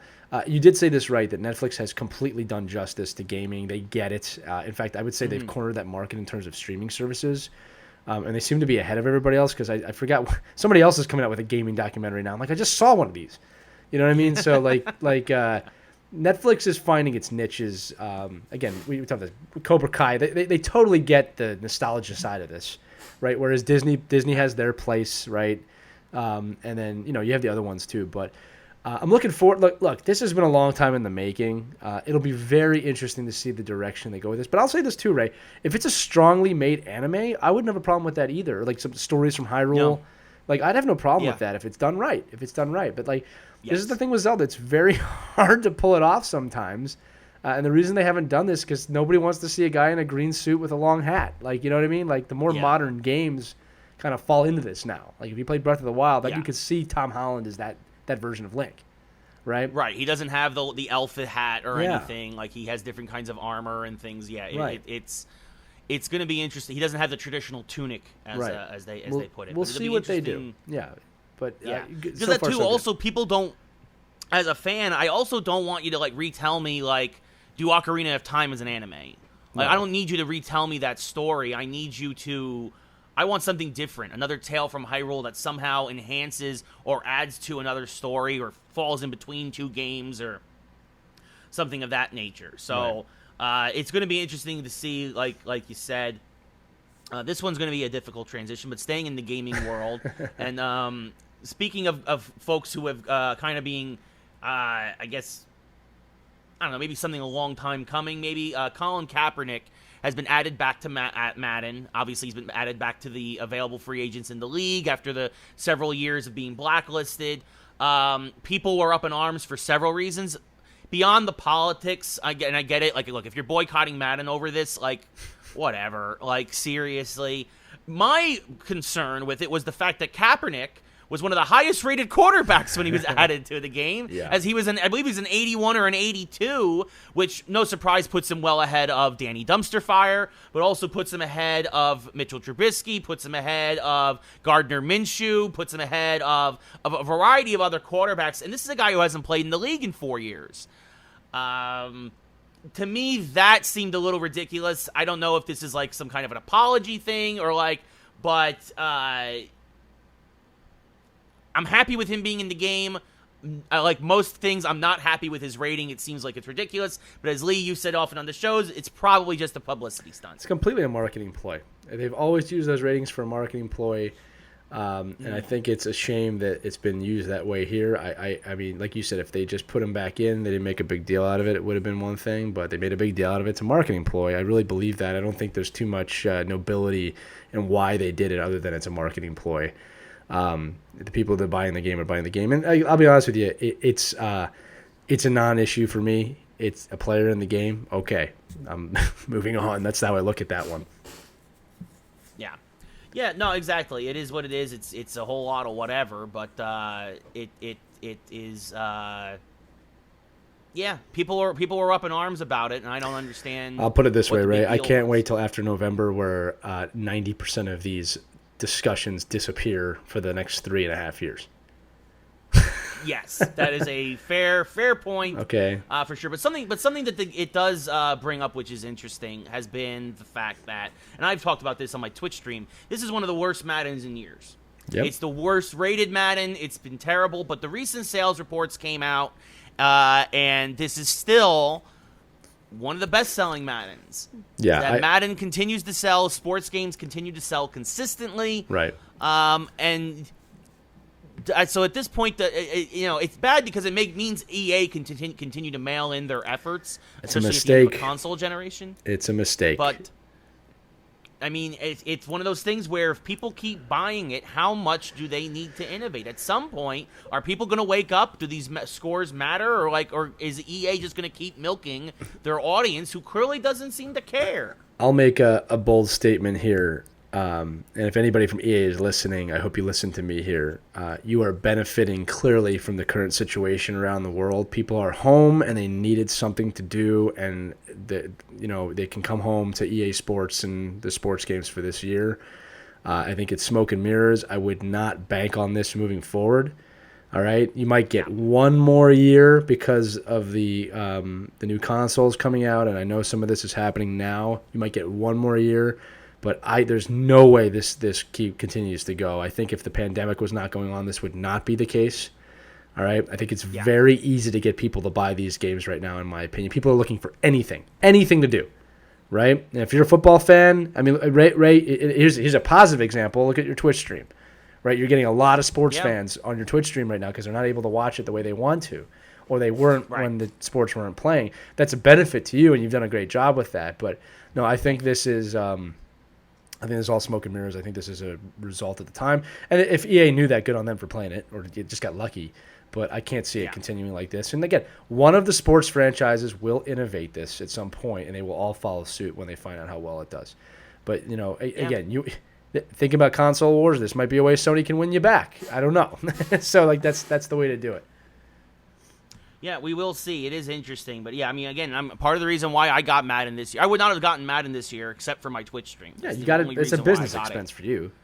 Yeah. Right, exactly. And it was just one of those things where but it sucks because I'm like, I know I'm adding to the problem right now. Because it's just like it's not. It was the worst Madden I've played ever, I think. Yeah. Don't say you're not adding to the problem. It's a problem. You know what I mean? That's how you have to look at it. Yeah. One drop of water in the ocean. Speaking of things that are finally coming to an end, The Walking God. Dead is officially announced after season 11 that they are done. Yeah, 6 they are seasons over. Late. It is out. It is done for. Like you said, it's basically just took forever. It's about time. Any of your thoughts on this? I really enjoyed the show for the first 3 or 4 seasons, and then it just started to lose me. You start to realize that all this show is going to do is break your heart.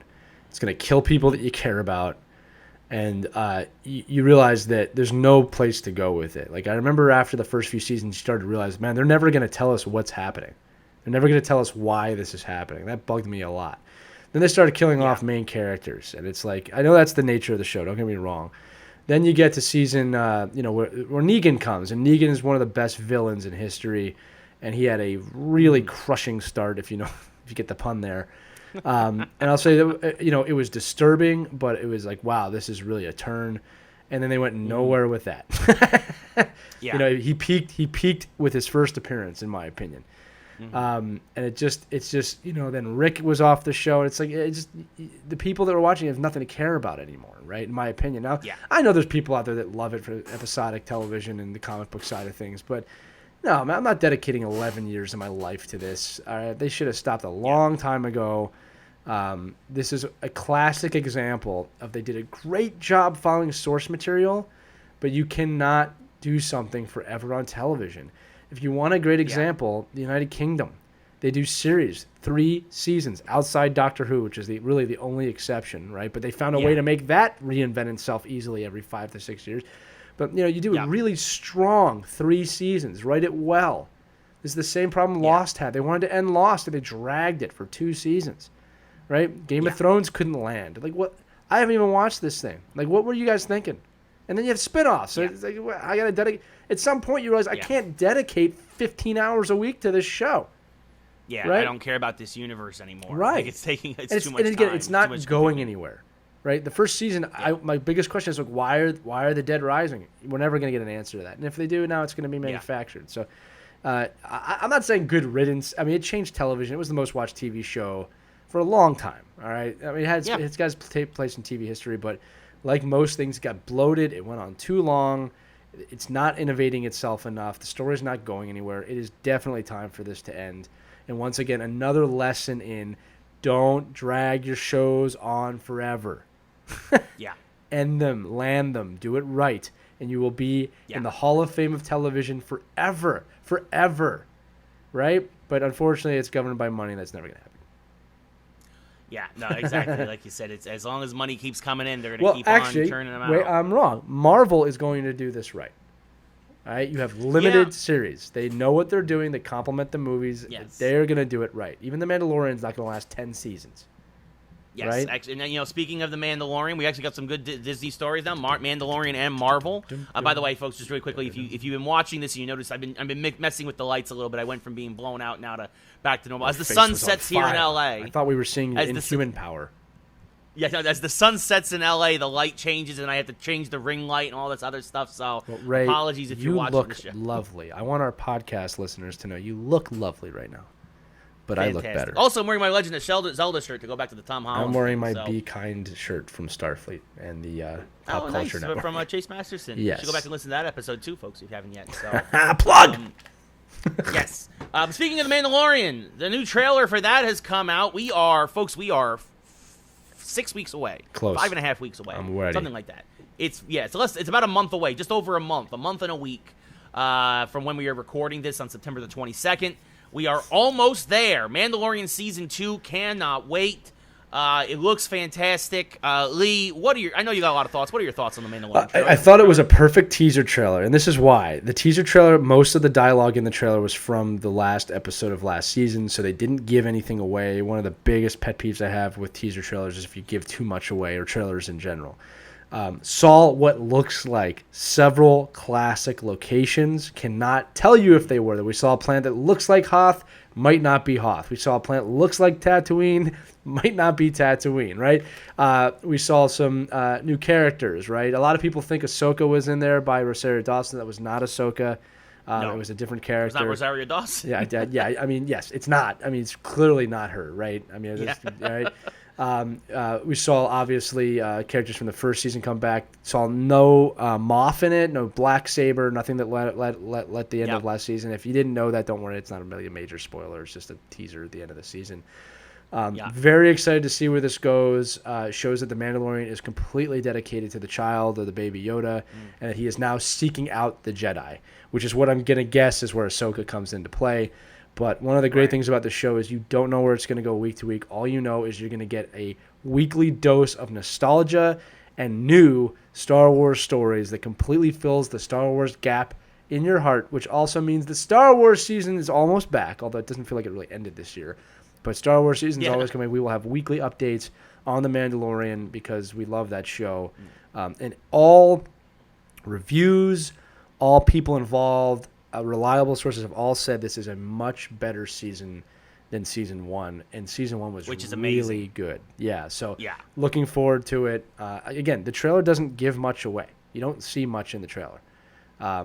Although that he's just a badass bounty hunter. That's and a dad now. Yep, and that's all we need, honestly, at this point. So I don't even want another trailer. Like I said, I don't even want another. I think we'll get one. No, but I don't think. really with 5.5 weeks to go, I don't think they need one. You might get one like the TV of 30-second things right before. But yeah, I don't even want one. But yeah, I think that we're good there. And Star Wars season also, by the way, kicking off October 2nd with Star Wars Squadrons. Right. Which should be a lot of fun. Another great trailer. So so really looking forward to that game, and then and then we'll just be. It'll be Star Wars for the next couple of months, folks, and football. We like Star Wars here.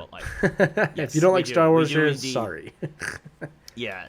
We also enjoy Marvel, and some cool Marvel rumors, and a couple confirmations came out this past week. The first rumor is that, and this is exciting because if you don't know, folks, this is possibly a chance to start opening up the opportunity to bring back the Fantastic Four. Kang the Conqueror is rumored to be the villain for Ant-Man 3. Kang the Conqueror, of course, is a time-traveling villain, and anytime you introduce time travel, you can introduce a lot of multiverses, a lot of different universes. We also know, of course, multiverse with Doctor Strange 2, so they're really starting to expand and really tap into the larger themes in the Marvel Universe, the larger elements at play potentially here with now time travel, multiverses. If this is true, it is a big deal that Kang the Conqueror will be the villain for Ant-Man 3. It's very exciting, and the way I look at this is a tribute to Marvel. Take a different approach on this. Took them 22 films to even be able to open this up. And it's going to be a few more. So, Kang the Conqueror, for those of you who don't read the comic books, is a massive, massive villain. Not Thanos level in a lot of ways. I don't know if he will be Thanos level in the Marvel universe, but I love look, villains are so important. This is where DC screws up all the time by bringing back the same 3 villains, right? Marvel's putting everything out there and saying, "Yo, you like Thanos? You like some Thanos? I'm going to show you Kang." Yeah. All right. Thanos is dead. Here's Kang the Conqueror. Yeah, it's great, right? And like I said, I don't think we're done with that. I think we're going to see Thanos again. I do at some point. Not in a major I mean, with role. multiverses and time travel involved, no doubt. Right. So very excited to hear this rumor. Yeah, super excited for that. Something that was rumored and now confirmed. Shuri will now be the new Black Panther after the unfortunate passing of Chadwick Boseman. And this happened in the comics. For a lot of folks who are like, "Oh, bring back Killmonger." It's like, no, no, shut up. No. Shut up. No, this is correct on every level. Yes. I don't know how to say it. Yeah. Yes. What's the actress's name? Letitia Woods, I believe. This is the correct move to make. Yeah. Yeah. So it's respectful. It makes sense. It's canon. Like no one should be fighting. It's good this. on Letitia Wright. My apologies. Why did I say Letitia? Well, Letitia Wright, of course, who played Shuri in the movies, will be back. And can totally see how that story would make sense too. Like just totally see how that would build out. Yes. No. It makes perfect sense. It'll be. Yeah, I think it'll be fine. Obviously, she's going to take on a lot of the role of, and you can make this like they did in the comics. I think this is. I wouldn't be surprised if this was the plan at some point to happen anyway. It just got accelerated because of the unfortunate circumstances of real life. So good on her. Good on Marvel for confirming this and making that move official. And yeah, this is the right move, and I'm excited. I'm excited to see what she does with it. Yeah, I am too. I mean, and again, I know that Chadwick Boseman, God rest his soul, was committed to doing the next Black Panther film. I don't think many people in Marvel even knew he was sick till it was closer to the end. So, look, it's respectful. That's all I can say. There's a lot of people saying cast a new Black Panther. It makes sense on many different levels. So I'm glad they've done it. Yeah, for sure. We also mentioned some of the Marvel TV shows. We also got a WandaVision trailer. Yes, I have some ideas. Yeah, there's a lot. It's one of those where there's a lot happening and yet nothing happening at the same time. Right. It's crazy there. It goes between black and white, like Dick Van Dyke Show sitcom era, and then it comes to 60s, modern era, 80s, and it goes back and forth, and it's just.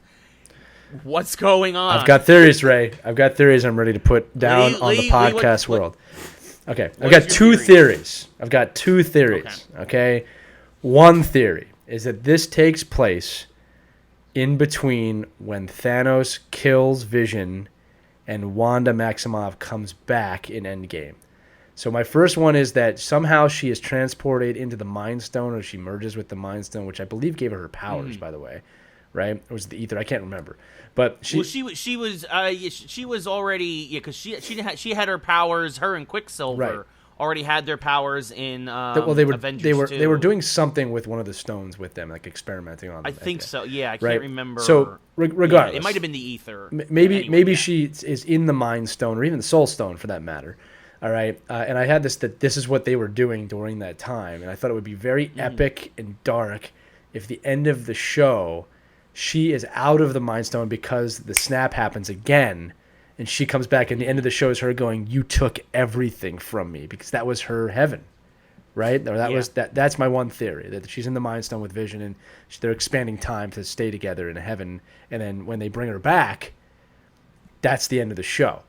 And can you imagine what that would do to her character moving forward? Okay, so that's my one theory. The problem with that theory, I realize, is it doesn't push anything forward. It just shows you what they were doing in between. So then I had another theory, and this is the question, and we're going to discuss this for a second, all right? Captain America has to return the stones. So where exactly is he returning the Mind Stone to? Because the Mind Stone came out of Vision's head. So do they rebuild Vision? Or, and here's some other, this is how far this can go. we don't know if Suri's experiments on him were successful. It sounds like in Infinity War that it's not. Damn. She says, "Oh, it's almost done," or "It's not done." Right. But all we see is Vision blow out the window. So it is very Right. possible that they rebuild Vision, or that his Matrix was uploaded to some computer in Wakanda somewhere, yeah. and that Cap can go back or something like that and reinsert it into Vision. Like the by far the biggest question marks after Endgame is, well, how did he do all? How did he get these stones back? It doesn't make any sense. So I think that may play into it, and it might have something to do with him bringing the stone back, and that maybe Wanda is helping Vision come back to life in that sense, right? Because it's a new Matrix, it's a new stone. They're going to have to somehow bring him back, right? Right. That's my other theory, is that this is their journey back, and that would be pushing the universe forward. All right, because Vision was weak as hell in Infinity War, which is not canon. All right? I agree. And you know what? And you know what I would love as well is if they bring him back. Right. Is that if he's the because people forget there's been multiple Visions as he's been rebuilt and all those. If they went with the Ivory, the full Ivory Vision, if he came back, which would be really, I think, fascinating. There's a lot they could do, and there's some fun costumes. Now, the last thing I should mention is there's a little Easter egg that was spotted, that the wine bottle in the 1950s in French says House of M. Now, for those of you who don't know, now I think this is just a nod. I don't think they're actually going to do House of M, mainly because the X-Men haven't been introduced. Yeah, you gotta have Magneto. Yeah, right. So for those of you who don't know, House of M is an alternate timeline in which Magneto kind of takes over. I don't want to spoil it. It's a great comic series. You should read it. But so the wine. It starts with Scarlet Witch. So for those of you who don't know, Scarlet Witch is one of the most powerful mutants in the Marvel universe, and the daughter of Magneto. Exactly. Which again hasn't been hinted at, that her and Quicksilver are their Magnus, his children. Yeah. So what ends up happening is that she basically, with her chaos magic,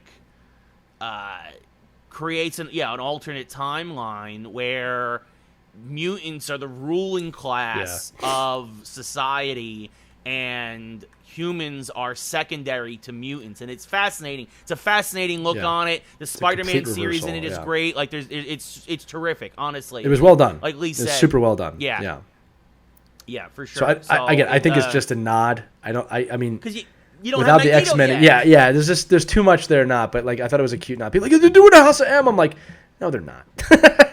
Yeah. Like it's a wine bottle. It's a nod. Relax, right? Right. But those are my theories. I'd love to know if anybody else has any other theories, but those are my two. Is that it takes place during the time between the snaps, and or it is some form of them bringing Vision back after Cap drops off the Mind Stone.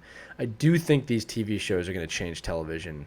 I do think you're going to have cameos from Iron Man, and I think you're going to see a lot of cool stuff that's going to totally draw you in. If The Mandalorian is any testament to what Disney Plus can do, I actually think these shows are going to kick ass, for lack of a better word. So really looking forward to this show. Again, we don't know. Disney does a great job. You don't know. Here's a lot of stuff. You don't know, but we do. Yeah. You got a friend like me. Yeah, it's going to be terrific. It's going to be awesome. Very much looking forward to all that. Our last story of the day, as Marvel continues to get and Disney continues to get stronger and stronger, DC gets weaker and weaker. Kind of. They're getting stronger too, but yes, DC as a whole. We knew this was coming a long time ago. They basically announced you called it the day it was announced. Yeah. Everything that is on the DC Universe streaming service that isn't a comic book is going to basically go over to HBO Max. DC Universe is now going to be primarily a comic book reading thing, kind of competing with Comixology, which makes a lot more sense. Honestly, I would have just tried to move everything over to HBO Max, but at the very least, this makes sense to keep that infrastructure going, but that you're not splitting your audiences in, so that this way, if folks just want comic books, they know they go here. They want TV, movies, all the animation, all the other stuff, they go here. It's just that easy. It's something I'm surprised it took them this long, but I guess they didn't want to burst the fandom with this news, so they let that ride for a little while. Yeah, it makes me wonder if they had just made DC Universe as like a show off, like, hey, look, someone buy this. But HBO will maximize the content that DC does, and we'll see where it goes from there. That's all I'm going to say. HBO will absolutely make the DC shows better than they already are. We know they can do that. They just can't stick landing. So it's like two peas in a pod.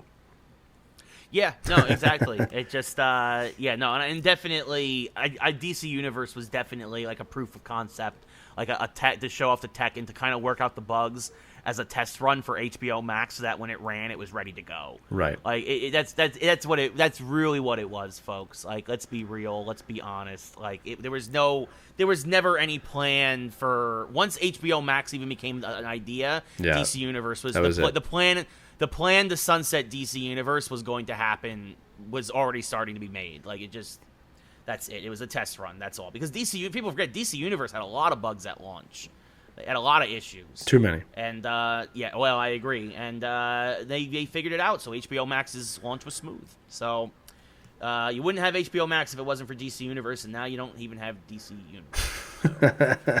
But that does it for our geek section here. We're actually doing pretty well on time considering how much stuff we had to talk about. But of course, the last part of the show, as always, is our mashup.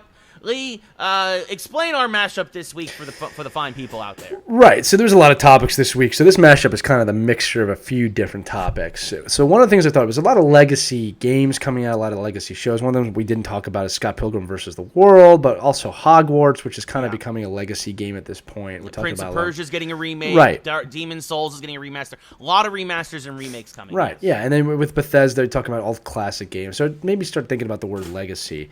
And then I realized like where sports games are going. We talked a lot about sports games and sports in general. So the question came up here, and I'm going to try and describe this, Ray, because I know when I brought this up, I don't think I fully explained it well enough.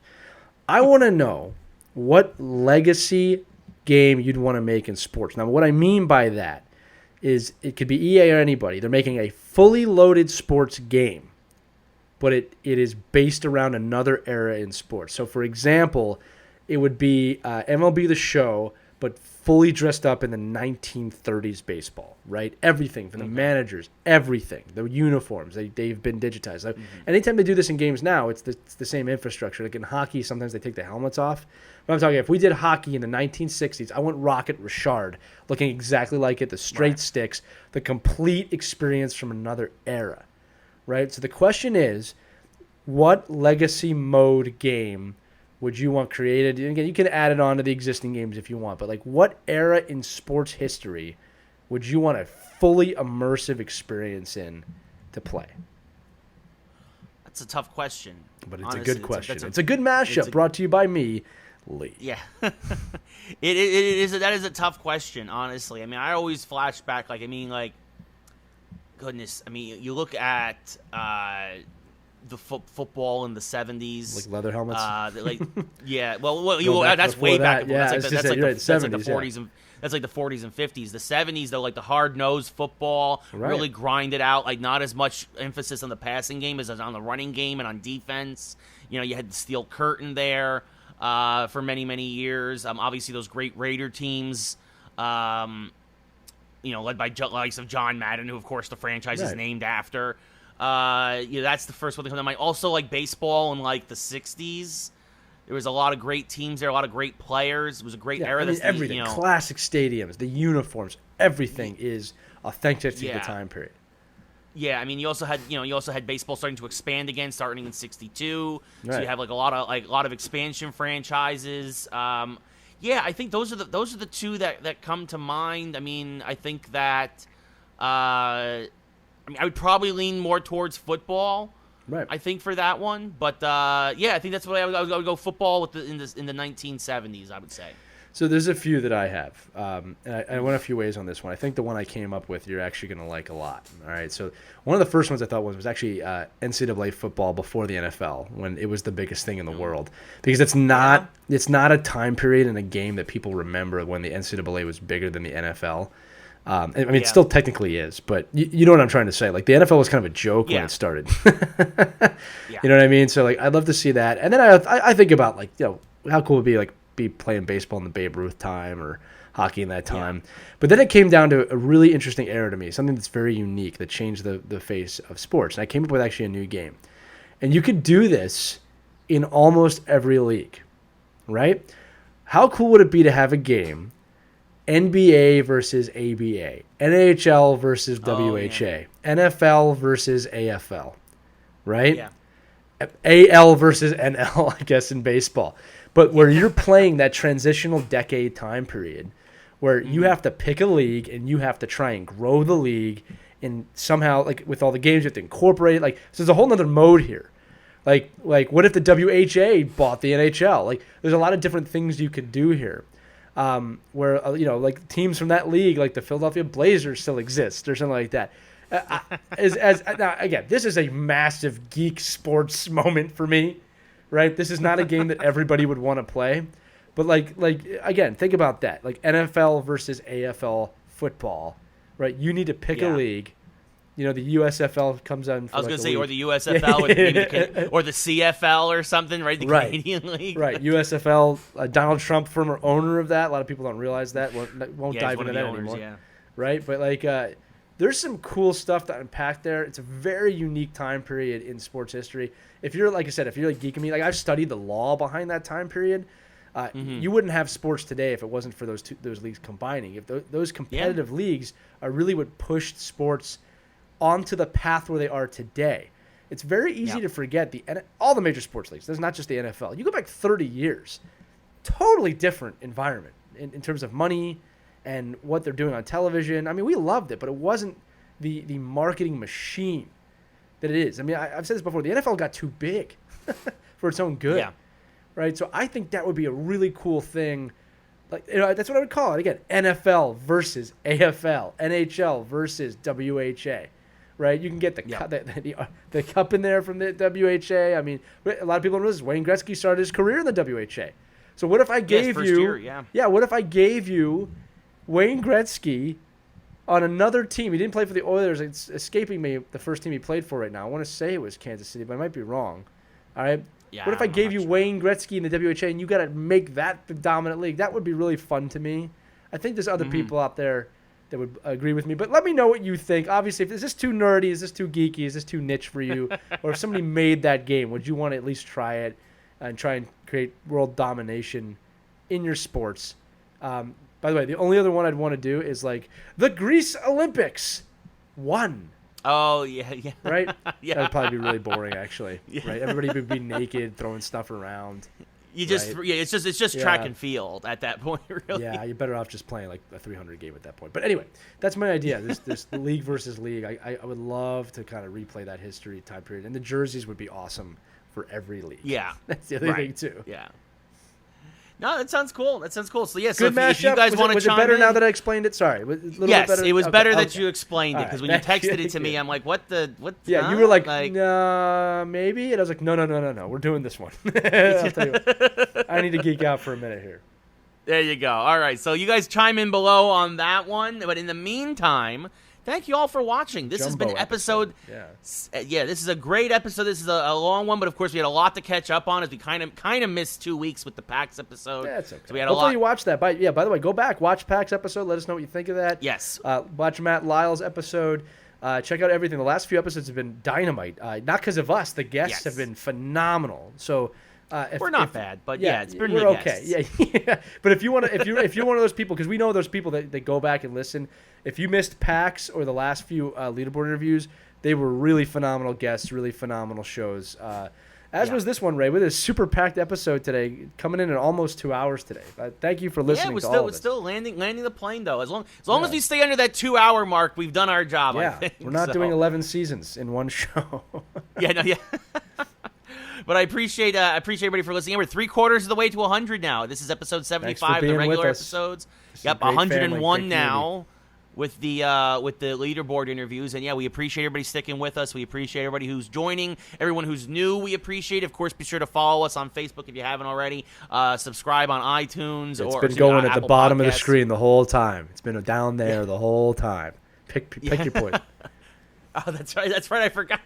We have all kinds of new graphic overlays. Yes. I forgot. We got to shout out those Caitlin. Are all, I was going to say, those are all added in post, and Caitlin's done a fantastic job since taking that over. Producer, I really appreciate that. Yes. So, so definitely, join us everywhere we are, as we appreciate it.